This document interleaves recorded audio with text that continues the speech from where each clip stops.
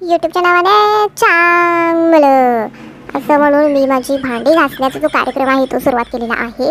आणि यूट्यूब काय आपल्याला व्हायरल करत नाही अजिबात, हेही माहिती आहे. पाठीमागे सोहम बघा, ॲक्च्युली त्या म्हणजे डॉगचं नाव आहे बॉबी, पण आम्ही त्याला प्रेमाने सोहम म्हणतो कारण त्याच्या ओनरचं नाव आहे सोहम.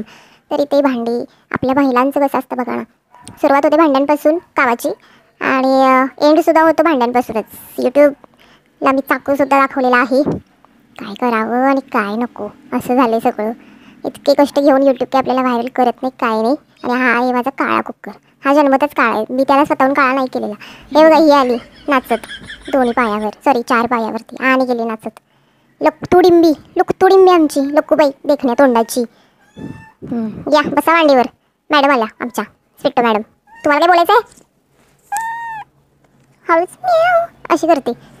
तर इथे मी माझी सगळी भांडी घासून पुढे काय करणार आहे हे तुम्हाला लवकरच कळेल, त्यामुळे व्हिडिओ शेवटपर्यंत नक्की बघा.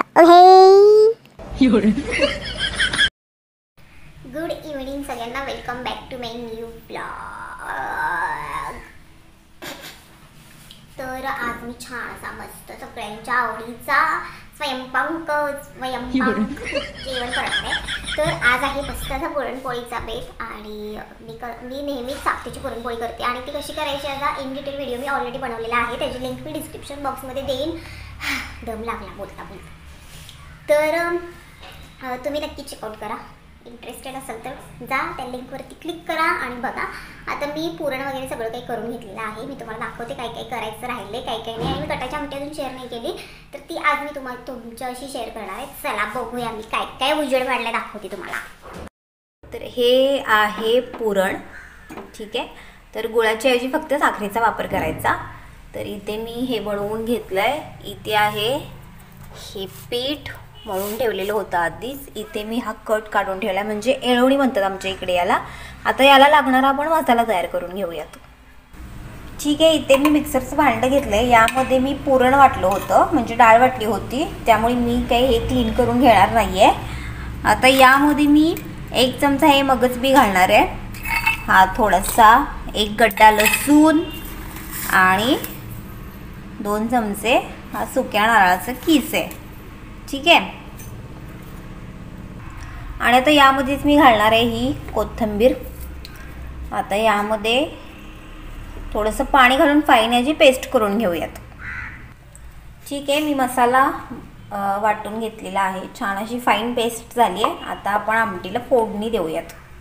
इथे आपलं तेल गरम झालं आहे. कटाची आमटी आहे त्यामुळे कट येण्यासाठी तेल भरपूर वापरलं पाहिजे आणि मला तरी कटाशिवाय जेवण जात नाही, त्यामुळे मी एक्स्ट्रा तेलाचा वापर केलेला आहे.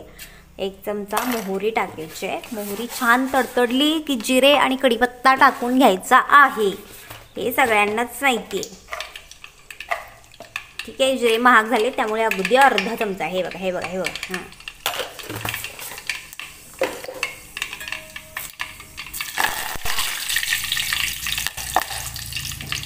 आता गॅसची फ्लेम लो करायची आहे आणि हे लाल तिखट टाकून घ्यायचं आहे आणि त्यानंतर लगेचच हा मसाला टाकून घ्यायचा आहे. म्हणजे काय होईल, आपलं जे लाल तिखट आहे ते तेलामध्ये करपणार नाही. याला छान मस्त असं मिक्स करून घ्यायचं आहे आणि तेल सुटेपर्यंत भाजून घ्यायचं आहे. चला, छान तेल सुटलेलं आहे. आता ही जी एळवणी जी आहे ती आपण यामध्ये घालूया आणि मस्त 1-5 मिनिट मंद आचेवरती याला उकळून घेऊया. आता यामध्ये मी अगदी 1 चमचा मीठ घालणार आहे, कारण जेव्हा डाळ शिजत होती तेव्हा मी ऑलरेडी 1.5 ते 2 चमचे मीठ घातलं होतं, त्यामुळे अगदी चवीनुसार मीठ. याला एक उकळी काढून घ्यायची आहे. ठीक आहे, तर इथे आपली आमटी तयार आहे, छान अशी तर्रीवाली. आणि इथे मी बटाट्याची भाजी, मी कच्चे बटाटे तसेच म्हणजे फोडणीला टाकलेत, त्यामुळे त्यामध्ये पाणी घातले. आपली भाजी छान शिजू दे. जेव्हा भाजी होईल ना तेव्हा छान मस्त अशा पातळ अगदी कागदासारख्या आपण पोळ्या करायचे. आता पातळ पोळी केल्यानंतर ऑफकोर्स ती फुगत नाही, पण ती चवीला छान लागते अगदी. म्हणजे मी तुम्हाला दाखवेनच, माझी खूप पातळ पोळी असते, त्या पोळीला काठसुद्धा नसतात, म्हणजे काठ असतात पण म्हणतात ना काठ जास्त वगैरे, तर तसे नसतात, अगदी खूप नाजूकपेक्षा पण नाजूक काढतात. ठीक आहे, आपली बटाट्याची भाजी शिजेपर्यंत मी तुम्हाला छान मस्त आमची जी परसबाग आहे ना, आम्ही दोघांनी अशी खूप झाडे वगैरे लावलेली आहेत, मी तुम्हाला दाखवते. परड्या तो आमच्या, चला. इथे आहेत कपडे जी मी मगाशी धुतलेली आहेत आणि तुळशी भरपूर आहेत आमच्या इथे, तुळशींची कमी नाही आहे. आणि ही आहेत टोमॅटोची झाडं आणि हे सेंद्रिय आहे बरं का. इथे जे काही दिसेल ते सेंद्रिय आहे. आता जे पिकलेले वगैरे होते ते मी आतमध्ये काढून घेतलेत, आणखीन लागलेले आहेत भरपूर. आणि ते पक्षी पण येतात, हे बघा,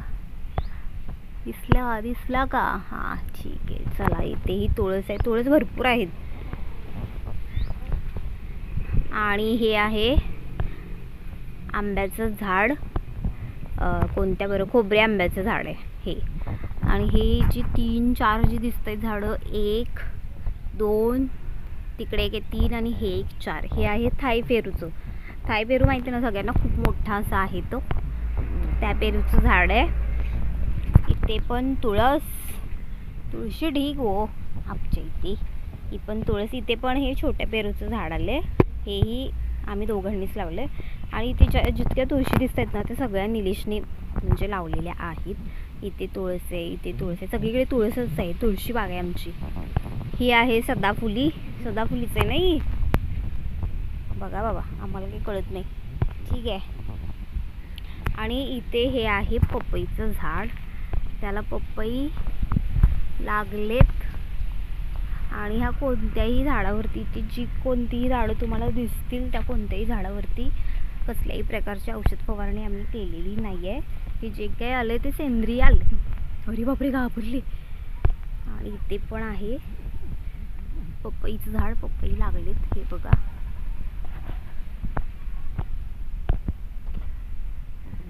तिकडे पण आहे पपईचं झाड, तिथे पण पपई लागले.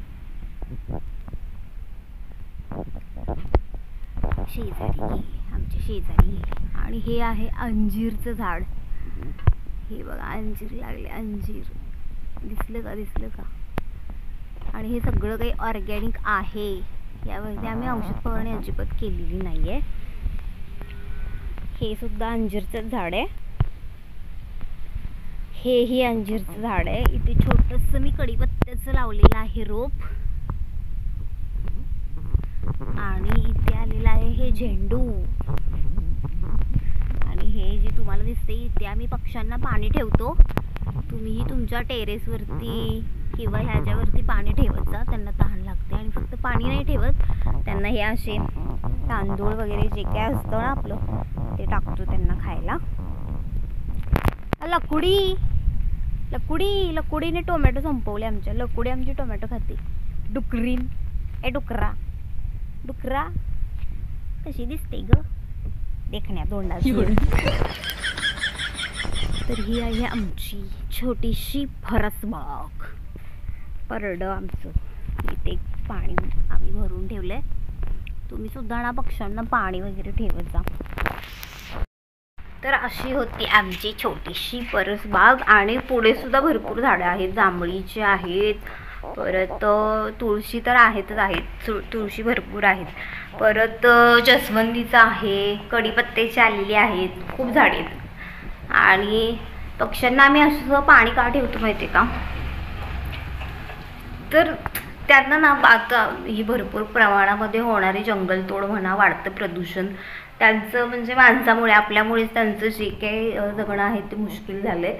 जितकी होईल तितकी मदत त्यांना करा, अशी माझी विनंती म्हणा किंवा आदेश म्हणा, कळलं का? ठीक आहे, आपला बटाटा शिजलेला आहे, वास आलेला आहे करपलेला, काय करणार. ठीक आहे, आपण आपली पोळी करून घेऊया. आणि माझी पोळी किती पातळ असते ते मी तुम्हाला दाखवते. चला, छान असं कोटाला आहे आमटीला, हे बघा, दिसली आहे. तर इथे सर्वात आधी सुरुवातीला आपल्याला पोळपाट आणि जे लाटणं असतं त्याला तेल लावून घ्यायचं आहे. आपल्याला तेलावरची पोळी करायची आहे आणि याला तेलोरी असंही म्हटलं जातं. तर जितका मी कणकेचा गोळा घेतला आहे तितकाच मी पुरणाचा सुद्धा गोळा घेतलेला आहे.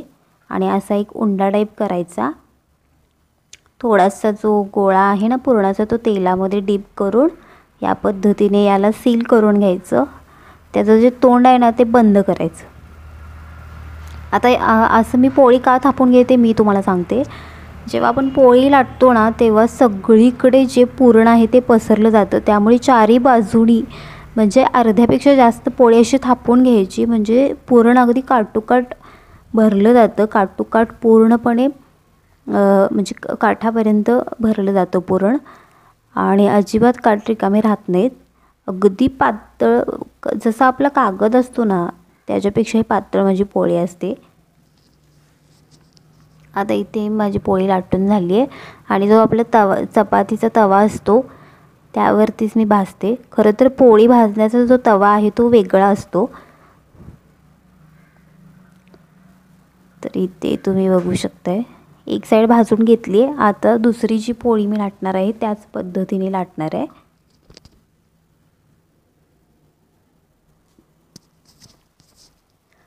आणि खूप छान होतात. तुम्ही थोडी साखर आणि थोडं गूळ वापरला तरीही चालेल. पूर्ण गुळाचे सुद्धा छान लागतात आणि पूर्ण साखरेचे सुद्धा चवीला होतात. आणि ही जी पोळी आहे ना तुम्ही थंड दुधासोबत खाऊ शकता. इतकी सुंदर लागते की मी शब्दात चव नाही सांगू शकत तुम्हाला. आणि खूप नाजूक बनून तयार होतात. तर इथे दुसरी पोळीसुद्धा माझी लाटून झाली आहे. जे काठ आहेत ना ते फक्त असे काय म्हणतात त्याला, माझी मम्मी म्हणते काठ फक्त जे आहेत ना ते सडकून घ्यायचे. म्हणजे काय करायचं, हळूवारपणे मध्यभागी नाही प्रेस करायचं. जे काठ आहेत ना त्या काठानेच थोडीफार जे काठ आहेत ते ओढत लाटून घ्यायचे. आणि तुम्ही बघू शकता काटोकाट पुरण भरलेलं आहे. आता जशी पहिली भाजली त्याच पद्धतीने ही सुद्धा भाजून घ्यायची आहे.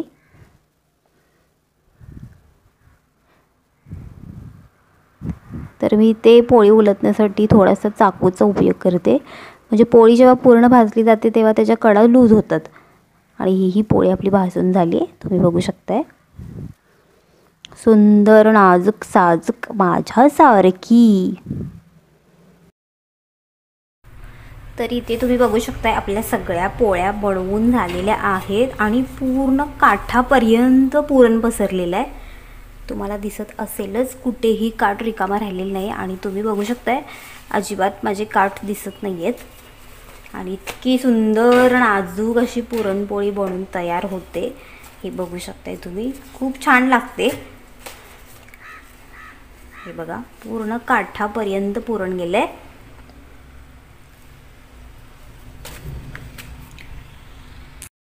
ठीक आहे, तर आजचा ब्लॉग हा असा होता आणि सगळ्यांनाच समजलं की आज आहे पुरणपोळीचा स्वयंपाक. ब्लॉग आवडलं तर लाईक शेअर सबस्क्राईब करा. भेटूया नेक्स्ट ब्लॉगमध्ये.